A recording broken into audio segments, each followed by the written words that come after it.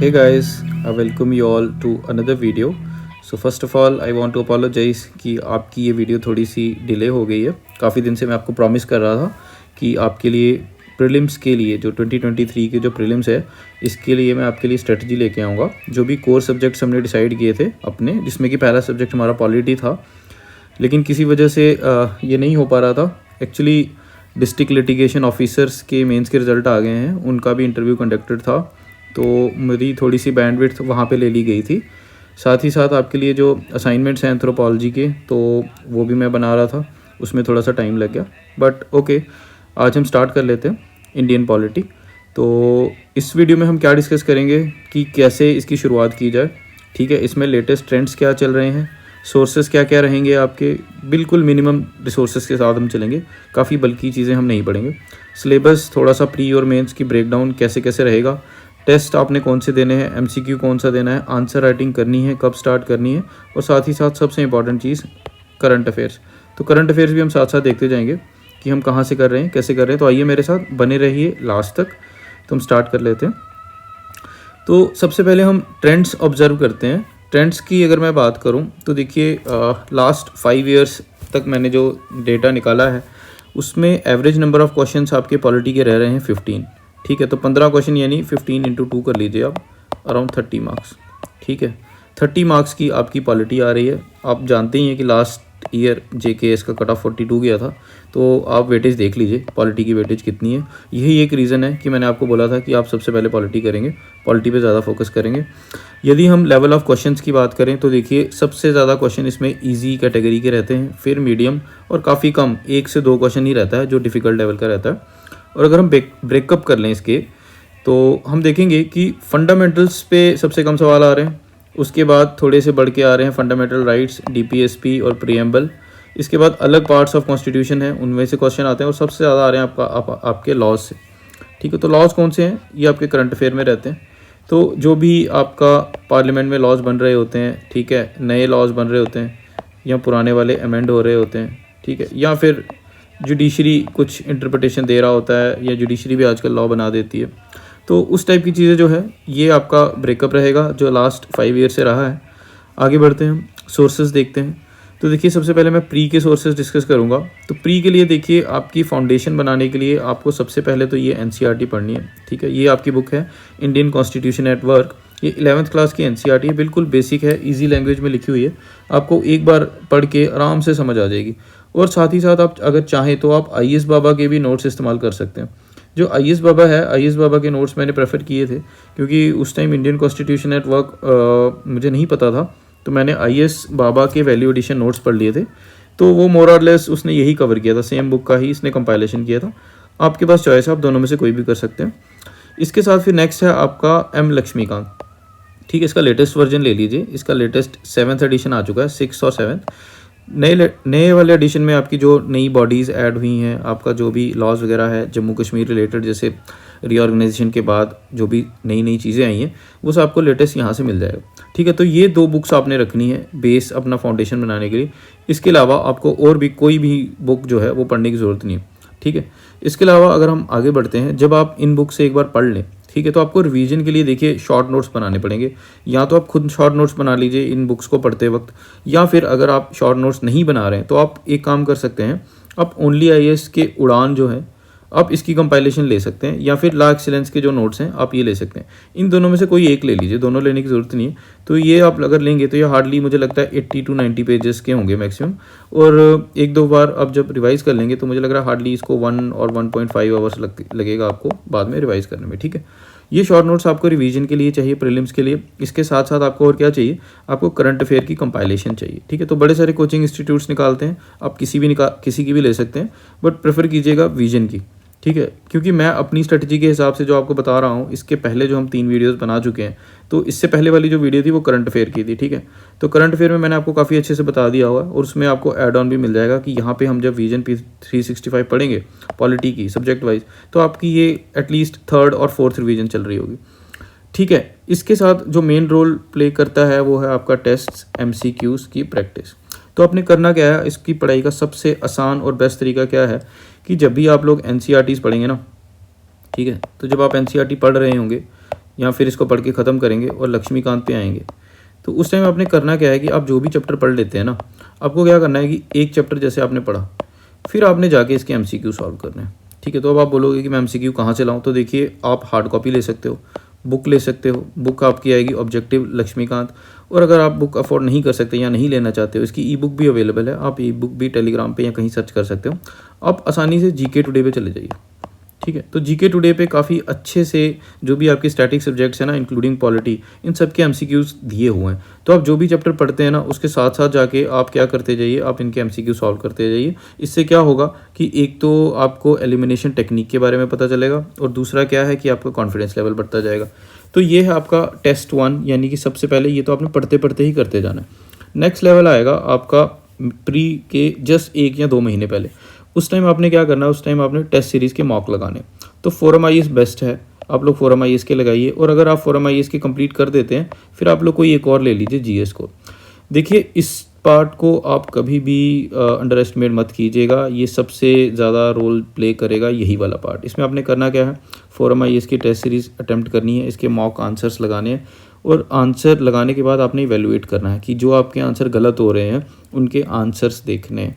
ठीक है, उनके आंसर्स देखने के बाद आपने मार्क करते जाना है कि कौन कौन से चैप्टर ऐसे हैं जिनके आपके सबसे ज़्यादा आपके जो क्वेश्चंस हैं वो गलत हो रहे हैं, और फिर उनको वापस जाके रिवाइज़ करना है, रिवाइज करके उनके MCQ प्रैक्टिस करने हैं, और फिर आके उस टेस्ट को अटैम्प्ट करना है। तो आप हमारी यही कोशिश रहती है कि अब 2 से 3 दफ़ा इन टेस्ट्स को रिवाइज़ करते जाएं। ठीक है, मैं बुक्स नोट्स की बात नहीं कर रहा हूँ, मैं टेस्ट्स की बात कर रहा हूँ कि जो भी आप ये टेस्ट दे रहे हैं फोरम IAS के, आपको इसकी रिवीजन करनी है। ठीक है, इसके जो आंसर्स होंगे जो आपने एक दफ़ा पहले ही दे चुके होंगे, 2 से 3 दफ़ा इसकी रिवीजन करने के बाद ही प्री अटैम्प्ट करने जाना।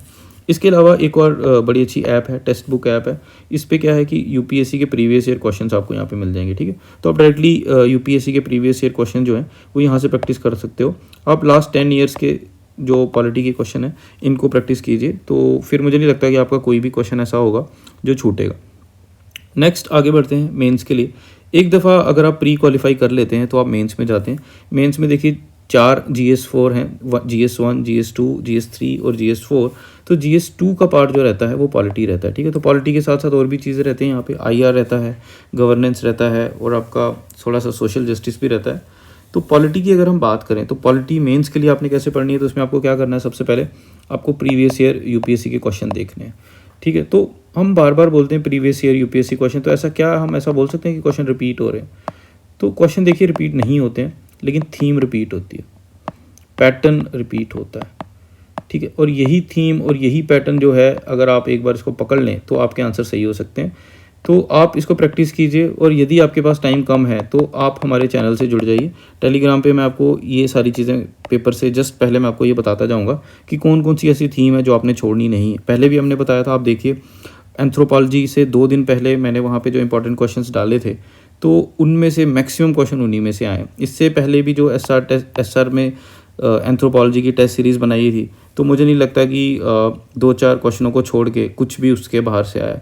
डायरेक्टली क्वेश्चन वहीं से आए हैं। आप लोग टेलीग्राम चैनल पे जाके देख भी सकते हैं, हमने स्क्रीनशॉट भी शेयर कर रखे हैं। तो चलिए, ये सबसे इंपॉर्टेंट पार्ट है। आपको सबसे पहले तो थीम और पैटर्न ऑब्जर्व कर लेना है। ये इसके लिए आप लास्ट 5 ईयर्स के पेपर्स देखिए। नेक्स्ट हम आगे चलते हैं। अब आपने करना क्या है कि आपने फोरम IAS की जो मेंस है, इसकी जो टेस्ट सीरीज़ है, मॉक्स आंसर्स हैं, इनके मॉडल आंसर्स निकाल लें। ठीक है, अब आपने इनके मॉडल आंसर्स के साथ ब्रेनस्टॉर्मिंग करनी है। ठीक है, तो ब्रेनस्टॉर्मिंग का क्या मतलब है? ब्रेनस्टॉर्मिंग का मतलब ये है कि देखिए आपने क्या किया, आपने पेपर लिया, ठीक है, उस पर क्वेश्चन दिया हुआ है, आपने क्वेश्चन पढ़ा, आपने आंसर नहीं देखना। ठीक है, आपने क्वेश्चन पढ़ के ही सीधे आपने आंसर लगाने की कोशिश करनी है। तो कैसे करोगे? इंट्रो लिखो। ठीक है, इंट्रो में लिखोगे आप क्या क्या चीज़ें लिखना चाहते हो, तो यहाँ पे मोस्टली फैक्ट्स आएंगे। तो प्रीलिम्स के टाइम पे आपने जो भी फैक्ट्स पढ़े होंगे ना, वो सारे यहाँ पे आ जाएंगे। फिर आ जाओ बॉडी पे। बॉडी में देखिए कि आपने आंसर को कैसे स्ट्रक्चर करना है, कितने पार्ट्स में तोड़ना है, 1 पार्ट में तोड़ना है, 2 में तोड़ना है, 3 में तोड़ना है, या फिर अलग अलग डायमेंशन बतानी है। जो भी होगा आप उनको यहाँ पे साथ साथ लिखते चलो, एग्जाम्पल लिखते चलो। देखो, पॉलिटी के आंसर मेंस वाले लिखने के लिए ना बहुत इंपॉर्टेंट रहता है कि आपको बॉडीज़ का रेफरेंस देना पड़ता है। ठीक है, फॉर एग्जांपल कुछ हो रहा है तो आपको बोलो, जैसे बड़ी देर से एंटी डिफेक्शन लॉ वगैरह पे हो रहा है, तो उसमें ऐसा रहता है कि स्पीकर के पास काफ़ी ज़्यादा पावर है। ठीक है, तो सुप्रीम कोर्ट में कई बार इस चीज़ को अपोजिशन पार्टी चैलेंज करती है। तो बड़ी बार क्या होता है कि सुप्रीम कोर्ट जो है वो बोलता है स्पीकर को, या फिर स्पीकर के अगेंस्ट भी कई बार सुप्रीम कोर्ट ने बोला है कि आप लोग ट्रिब्यूनल्स जैसी चीज़ें बना सकते हो। तो आप लोग वहाँ लिख सकते हो कि Supreme Court has asked to create new tribunals to look into some of the matters. ठीक है, तो उस तरीके से आप बॉडी का रेफरेंस दो, जैसे सुप्रीम कोर्ट है, और भी आप कई बॉडी दे सकते हो, कोई भी, जैसे नीति आयोग दे दो आप। ठीक है, कोई ARC की रिपोर्ट है आप ये दे दो, इकोनॉमिक सर्वे है आप ये दे दो। तो ये सारी चीज़ें आपने बॉडी में लिखनी, और लास्ट में कंक्लूजन, तो कंक्लूजन में भी लिखो। तो आपको इतनी सी ही जगह रखनी है। ठीक है, पूरा आंसर नहीं लिखना है, ब्रेनस्टॉर्मिंग करते जाना है, इस तरीके से लिखना है। ठीक है, ये चीज़ आप एक दो दफ़ा जब फोरम IAS से कवर कर लोगे ना, तो देखना आपका कॉन्फिडेंस कितना बढ़ जाएगा। और ये सेम चीज़ आपने 2-3 बार रिपीट करनी है एक्चुअल मेंस में जाने से पहले। बुक की अगर बात करें तो देखिए, मेंस के लिए कोई ऐसी स्पेसिफिक बुक तो है नहीं। ठीक है, जो आपने वो लक्ष्मीकांत ऊपर पढ़ी है ना, वही आपके काम आएगी। हाँ, ये ज़रूर है कि देखिए, आपको करंट बहुत इंपॉर्टेंट है। तो न्यूज़ जब आप लोग पढ़ेंगे तो उसमें एडिटोरियल्स वगैरह पढ़ते जाइए, न्यूज़ देखिए, लॉज वगैरह कोई अमेंड हो रहे हैं। तो साथ साथ फिर आप क्या कर सकते हो, जैसे कोई चीज़ न्यूज़ में है बड़ी ज़्यादा, तो फिर आप लक्ष्मीकांत खोलिए, उसमें से वो चैप्टर जाके पढ़ लीजिए। तो मोस्टली जैसे मेंस में किस तरीके की चीज़ें आती हैं, गवर्नेंस से रिलेटेड चीज़ें आती हैं, लॉज से रिलेटेड चीज़ें आती हैं। ठीक है, कुछ चीज़ें जैसे अभी देखिए सेम सेक्स मैरिजेस पे काफ़ी डिबेट चल रही है। ठीक है, तो सुप्रीम कोर्ट ने बोला गवर्नमेंट को कि आप बताइए कि आपकी क्या पोजीशन है। तो गवर्नमेंट ने काफ़ी टाइम लिया, बाद में गवर्नमेंट ने बोला कि नहीं, हम सेम सेक्स मैरिजेस इंडिया में अलाउ नहीं कर सकते हैं, हमारे ट्रेडिशंस के अगेंस्ट जाता है। वापस जब बात सुप्रीम कोर्ट में आई तो सुप्रीम कोर्ट काफ़ी लिबरल तरीके से इसको इंटरप्रेट कर रहा है। तो सुप्रीम कोर्ट ने बोला कि अभी जो भी डिसीजन था, काफ़ी सारी पिटीशंस जो पेंडिंग थी, इसको रिजर्व करके रख लिया है एक कॉन्स्टिट्यूशनल बेंच के लिए। तो कॉन्स्टिट्यूशनल बेंच क्या होता है ये आपको पता होना चाहिए। 5 से ज़्यादा जजेस के जो बेंच होता है उसको कॉन्स्टिट्यूशनल बेंच बोलते हैं। आज तक सबसे बड़ा कॉन्स्टिट्यूशनल बेंच कब बना, तो केशवनंद भारती के केस में बना। तो ये सारी चीज़ें इंटर रिलेट करके आपकी न्यूज़ से निकल के आ जाएंगी। जहाँ जहाँ जो चीज़ें आएंगी, ठीक है, उसको आपने क्या करना है कि एक बार रिविजिट कर लेना है लक्ष्मीकांत में जाके। ठीक है, तो आप एडिटोरियल्स पढ़ते जाइए, एडिटोरियल से आपकी फैक्चुअल नॉलेज आ जाएगी, आपके एनालिटिकल आंसर्स आ जाएंगे। आप विजन की 365 कवर लीजिए। देखिए, ये जो एक्सरसाइज मैंने आपको बताई ना, फर्स्ट 2 वाली, प्रीवियस ईयर UPSC क्वेश्चन और forum IAS mains test series और साथ में एडिटोरियल्स। विजन 365 में क्या किया होता है कि जो भी आपके last year previous year UPSC में जो थीम्स रहती हैं ना, ये इन सबको टच कर लेते हैं, और उसके साथ साथ जो करंट में चीज़ें आई होती हैं उसको भी टच कर लेते हैं। तो एक तरीके से आप फोरम IAS के जो ऊपर मॉक टेस्ट बताए प्लस ये विजन IAS के जो मेंस हैं, आप इन दोनों सोर्स पे सबसे ज़्यादा रिलाई करेंगे मेंस के लिए। और last but least, compilation of laws. तो क्या होता है कि देखिए, पूरे साल में अगर आप नोट्स बनाते रह जाओगे लॉज में कि क्या अमेंड हो रहा है क्या नहीं हो रहा है, तो बहुत टाइम ज़ाया हो जाता है। तो आप लोग क्या कर सकते हैं कि लास्ट में कुछ इंस्टीट्यूट्स कंपाइलेशन निकालते हैं अपना पूरा। ठीक है, तो इस साल कौन सा लॉ है, इसमें क्या चेंजिंग आई, ठीक है, कुछ अमेंडमेंट हुआ, कुछ काटा। जैसे सुप्रीम कोर्ट ने रिसेंटली 97th कॉन्स्टिट्यूशनल अमेंडमेंट जो कि कोऑपरेटिव से डील करता था, उसमें कुछ चेंजेस किए। तो आपको देखना है क्यों किया, क्योंकि कोऑपरेटिव जो है ये स्टेट लिस्ट में आता है अंडर शेड्यूल 7। तो इस पे स्टेट ही बनानी चाहिए, लेकिन सेंटर ने भी बनाए हुए हैं इस पे लॉज। तो 97th कॉन्स्टिट्यूशन अमेंडमेंट पे देखिए कि सुप्रीम कोर्ट ने क्या बोला। इसी तरीके से जैसे जम्मू कश्मीर है, ठीक है, तो यहाँ पे क्या हुआ, डीलिमिटेशन हुआ। तो आपको डीलिमिटेशन के बारे में पढ़ना चाहिए, कब कितनी बार हुई, कब हुई, कैसे हुई। फिर रीऑर्गेनाइजेशन एक्ट आया, इसमें आपको देख लेना चाहिए कि इसमें क्या हो रहा है क्या नहीं हो रहा। तो यही कुछ चीज़ें हैं जो कि अगर आप लेटेस्ट न्यूज़ से चीज़ें देखते हैं ना, तो आपको काफ़ी हेल्प हो जाएगी यहाँ से, ना सिर्फ प्री के लिए, मेंस के लिए भी। देखिए, पॉलिटी काफ़ी ईजी सब्जेक्ट है, लेकिन ऐसा नहीं है कि आपकी डायरेक्ट बुक पढ़ के आ जाएगा। पेपर आजकल एनालिटिकल आ रहा है, और एनालिटिकल पेपर को क्वालिफाई करने के लिए ना आपको न्यूज़ पे होल्ड होना बहुत ज़रूरी है, जैसा कि मैं हर बार हर वीडियो में बोलता हूँ। तो आप न्यूज़ अच्छे से करते जाइए, इसको रिलेट करते जाइए अपने सिलेबस से। जितनी जल्दी आप सिलेबस ख़त्म करेंगे ना, फिर उसके बाद क्या होगा कि न्यूज़ को आप अप्रिशिएट कर पाओगे, आप रिलेट कर लोगे इसको अपने सिलेबस से। आप सिलेबस पढ़िए, प्री का सिलेबस में तो कुछ भी नहीं लिखा हुआ, उसमें डायरेक्टली इंडियन पॉलिटी ही लिखा हुआ है। लेकिन जैसे कि मैंने आपको ये NCERT और लक्ष्मीकांत बताया है, तो लक्ष्मीकांत के अगर आप इंडेक्स पेज पे चले जाएंगे ना, वहाँ पे वो पार्ट 1, 2, 3, 4 वैसे ही कवर कर लेता, वही आपका सिलेबस है, कुछ एक्स्ट्रा ऑर्डिनरी है नहीं। मेंस में कुछ चीज़ें हैं वो हम देखेंगे, ये मोस्टली मैं प्री के लिए रखना चाहता हूँ अभी, क्योंकि जैसा कि आपको पता होगा कि विद इन अ वीक और 2 आपकी प्री की नोटिफिकेशन भी निकलने वाली है। तो अब काफ़ी कम टाइम रह गया है, आपको तुरंत इस पे लग जाना चाहिए पॉलिटी को। जल्दी से जल्दी मुझे लगता है कि आपको 1 मंथ एटलीस्ट दे देना चाहिए पॉलिटी को। 1 महीने में मुझे लग रहा है कि आप आराम से पॉलिटी ख़त्म कर सकते हो, उससे पहले भी कर सकते हो। ठीक है, तो एटलीस्ट प्री स्पेसिफिक आप लोग तब तक ख़त्म कर लीजिए। उसके लिए आपको विजन का जो PT का 365 है, ये ऑलरेडी आ चुका है विजन की वेबसाइट पे। ठीक है, विजन IAS की वेबसाइट पे आप लोग चले जाइए, यहाँ से आपको ये फ्री ऑफ कॉस्ट मिल जाएगा। आप हमें मैसेज में कमेंट करके बताइए अगर आपको चाहिए, तो आप हमारे जो टेलीग्राम चैनल है आप यहाँ ज्वाइन करो, हम आपको यहाँ पे भी शेयर कर देंगे। ठीक है, तो इसके अलावा हम आगे बढ़ते हैं। तो कुछ कॉमन मिथ्स हैं रिगार्डिंग पॉलिटी, ठीक है। आपको लगता होगा जब भी आप पॉलिटी पढ़ना स्टार्ट करते होगे कि यार इतने सारे आर्टिकल हम याद कैसे करें, ठीक है। तो देखो मैं आपको ये बताना चाहता हूँ कि आपको सारे आर्टिकल्स याद करने की ज़रूरत नहीं है। आपको आर्टिकल सारे याद नहीं करने, आपको सिर्फ जो इंपॉर्टेंट आर्टिकल्स हैं ना यही याद करने, ठीक है। आपको कुछ भी याद नहीं करना है इतना सारा, ठीक है। आपको क्या करना है कि कुछ इंपॉर्टेंट चीज़ें हैं वो याद करनी है और वो ऑटोमेटिकली आपके मेमोरी में एनग्रेव्ड हो जाती हैं। जैसे जैसे आप इतनी सारी चीज़ें पढ़ोगे ना, अब न्यूज़ भी कवर करोगे, एक से दूसरी चीज़ लिंक करके रिलेट करके जब आप पढ़ते जाओगे तो काफ़ी सारी चीज़ें हैं, कुछ आर्टिकल हैं वो ऑलरेडी आपको याद हो जाएंगी। देखो जैसे मैं आप पर्सनली अपना बताऊँ तो मैं बहुत ही बुरा हूँ रट्टा लगाने पे, ठीक है। I am very bad at cramming things. लेकिन मेरा पॉजिटिव क्या है कि मैं बार बार चीज़ों को पढ़ता हूँ, उसको रिलेट करने में जो है वो मेरी एडवांटेज है। तो रिलेट कर करके चीज़ें क्या होती हैं कि मेरे टिप्स पे आ जाती हैं, ठीक है। तो आप भी अपने माइंड पे ज़्यादा प्रेशर मत डालिए, धीरे धीरे करिए। धीरे धीरे करते करते क्या होगा कि एक टाइम ऐसा आएगा, बड़े सारे जब आप मॉक्स दे देंगे, ठीक है, MCQ दे देंगे। MCQ अगर आपके गलत भी होते हैं ना तो बिलीव मी, अगर एक बार गलत हो गया और आपने उसका आंसर देखा तो नेक्स्ट टाइम क्या होगा कि वो आपके माइंड में ही छप जाता है। नेक्स्ट टाइम आप उसको गलत करने के चांसेस आपके काफ़ी कम हो जाते हैं। तो आप इस तरीके से कीजिए। पॉलिटी बहुत अच्छा सब्जेक्ट है, बहुत स्कोरिंग सब्जेक्ट है, ठीक है। तो बहुत अच्छे से आपको ये काफ़ी ज़्यादा मार्क्स दिला देगा। और जैसा कि आप देख ही चुके होगी पिछली बार 42 कट था ओपन मेरिट का, ठीक है, JKS का जो इस साल हुआ, जो अभी मेंस हुए। तो इस साल मतलब पेपर क्वेश्चन देख लीजिए, 15 यानी कि 30 नंबर के तो सिर्फ पॉलिटी से ही आ रहे हैं। तो पॉलिटी करना आपके लिए बहुत इंपॉर्टेंट है। सबसे पहले पॉलिटी कीजिए, इसके ज़्यादा से ज़्यादा MCQ प्रैक्टिस कीजिए। प्रीवियस ईयर आप 5 साल के UPSC के भी लगा लीजिए और KS के भी लगा लीजिए, तो उसके बाद मुझे लगता नहीं आपका कुछ भी रह जाएगा। तो ठीक है गाइस, दैट्स ऑल।